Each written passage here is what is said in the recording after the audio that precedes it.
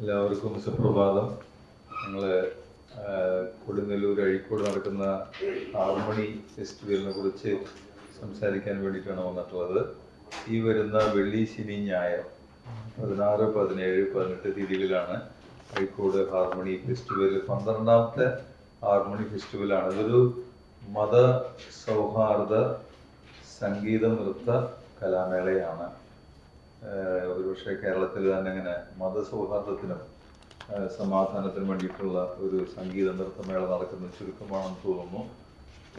ഇതിൻ്റെ 1ാം ദിവസം നമ്മൾ സംഗീത അർച്ചനയാണ് നമ്മൾ ചെയ്യുന്നത്. രാവിലെ 10 മണി തുടങ്ങി വൈകിട്ട് 6 മണി വരെ ശാസ്ത്രീയ സംഗീത കച്ചേരികൾ, സംഗീതാർച്ചനയാണ് വിവിധ സംഗീതജ്ഞരുടെ.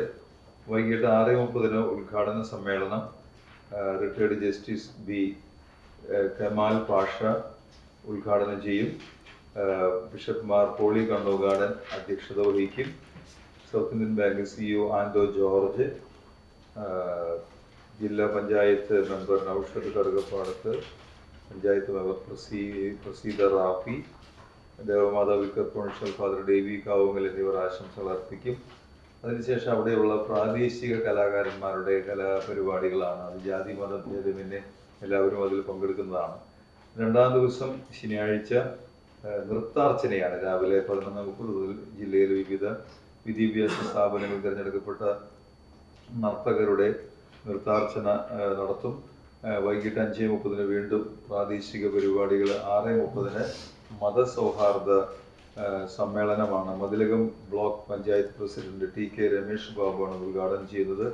സ്വാമി ബ്രഹ്മസ്വരൂപാനന്ദ തീർത്ഥ, K റിയാസ് മൗലവി, ഫാദർ ദേവസി മതിലുകാരൻ വിവിധ മതങ്ങളെ പ്രതിനിധീകരിച്ചുകൊണ്ട് സന്ദേശങ്ങൾ നൽകും.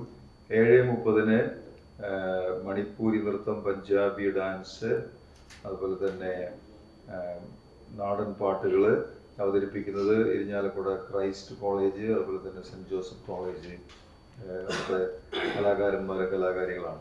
3ാം ദിവസം ഞായറാഴ്ച നടക്കുന്ന സമാപന സമ്മേളനം പ്രശസ്ത സംഗീത സംവിധായകൻ വിദ്യാധരൻ മാസ്റ്റർ ഉദ്ഘാടനം ചെയ്യും.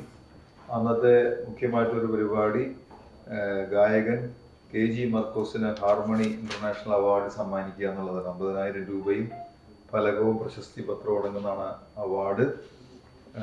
ET ടൈസൺ മാസ്റ്റർ MLA അധ്യക്ഷത വഹിക്കും.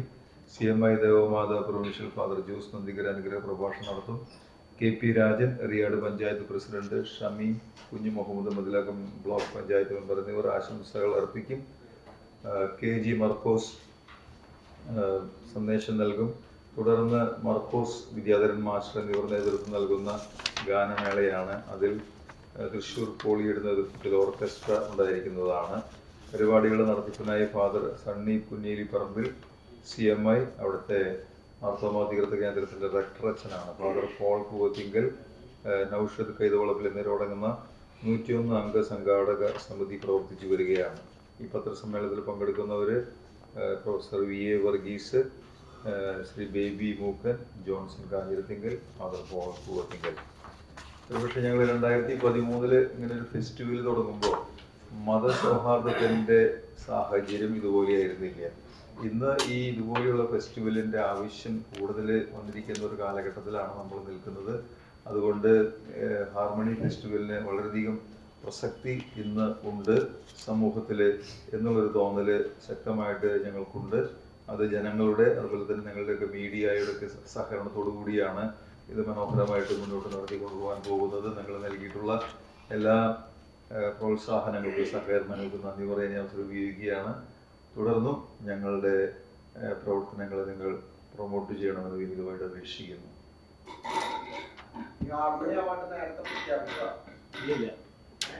ഇന്നലത്തെ പത്രത്തിലാണോ? ഇന്നലത്തെ പത്രത്തിലാണ്. അതെപ്പോഴും സെപ്പറേറ്റ് ആയിട്ട് നമ്മൾ കൊടുക്കാറുണ്ട്. നേരത്തെ റിലീസ് ചെയ്യാറുണ്ട് ഹാർമണി അവാർഡ്. എല്ലാ കൊല്ലം എങ്ങനെയാണ്? എല്ലാ കൊല്ലം ഈ അവാർഡ് കൊടുക്കലുണ്ട്. ഏറ്റവും ആദ്യത്തെ നമുക്കറിയാം, ഇതിൽ നോട്ടീസിലുണ്ട് 10 പേർക്ക് ഇതിനകം കൊടുത്തു കഴിഞ്ഞു. യേശുദാസനാണ് ആദ്യത്തെ ഈ ഹാർമണി അവാർഡ് കൊടുത്തത്.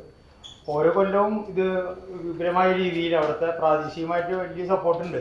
ഞങ്ങൾ ഇവിടുത്തെ തൃശ്ശൂർ ഭാഗത്തു നിന്നുള്ള സംഘാടക സമിതി നിലയ്ക്കാണ് ഞങ്ങൾ ഈ 4 പേര് ഇപ്പോൾ ഇതിൽ പങ്കെടുക്കുന്നത്. പക്ഷെ അവിടെ ലോക്കലി നമ്മൾ ജനപ്രതിനിധികൾക്ക് അടങ്ങുന്ന വലിയൊരു സ്വാഗത സംഘം അവിടെ രൂപീകരിച്ചിട്ടുണ്ട്. അവരുടെയൊക്കെ വലിയ സപ്പോർട്ടുണ്ട്. എല്ലാ ജാതി മത ഭേദമന്യേ അവിടെ നമ്മുടെ കത്തോലിക്കലായിട്ടുള്ള ആൾക്കാരുടെ എണ്ണം വളരെ കുറവാണ്. മുസ്ലിംസും ഹിന്ദുക്കളായിട്ടുള്ള വലിയൊരു ജനവിഭാഗം നമ്മുടെ ഈ പ്രവർത്തനങ്ങളുടെ പിന്നിലുണ്ട്. ഓരോ വർഷവും അത് ഇങ്ങനെ ഇവരായിട്ട് വന്നുകൊണ്ടിരിക്കുകയാണ്. അത് സ്ഥിരമായിട്ട് നടന്നു വരുന്നതുകൊണ്ട് ഓരോ വർഷം കഴിയുന്നതോറും നല്ല രീതിയിൽ അത് നടന്നു വരുന്നുണ്ട്.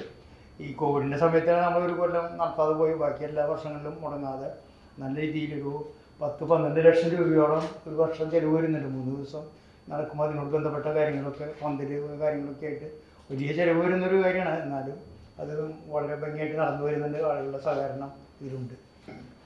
ഇത് 2ാം ദിവസം നമുക്ക് മത സൗഹാർദ്ദ സമ്മേളനത്തിന് എല്ലാ വിഭാഗങ്ങളിലും ആൾക്കാർ വരുന്നുണ്ട്. റിയാസ് മുളകി, പിന്നെ ലത്തീഫ്, പിന്നെ ദേശമന്ത്രി അച്ഛൻ. അത് എല്ലാ കൊല്ലം മുടങ്ങാതെ നടന്നു വരുന്ന ഒരു പരിപാടിയാണ്. അന്നും സദ്യയാണ് പ്രധാനമായിട്ടുള്ളത്. പിറ്റേ ദിവസം 3ാം ദിവസമുള്ള സമാപനം. അതിന് വേണ്ടി നടക്കുന്നവരൊക്കെ നമ്മുടെ ലിസ്റ്റിലുണ്ടല്ലോ. വേറെ എന്തെങ്കിലും ചോദ്യങ്ങൾ ചോദിക്കട്ടെ? ചോദ്യങ്ങൾ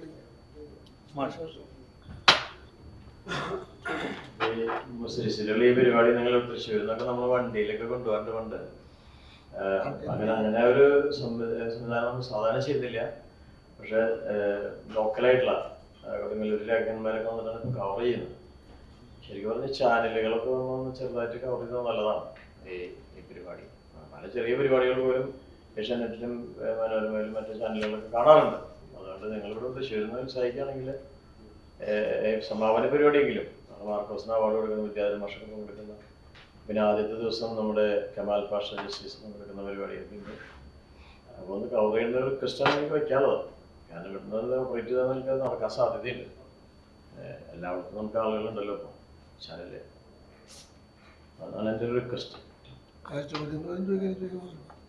എന്തെങ്കിലും ചോദ്യങ്ങൾ ചോദിക്കാം അല്ലേ? അച്ഛൻ വളരെ വിശദമായിട്ട് പറയുന്നുണ്ടായി.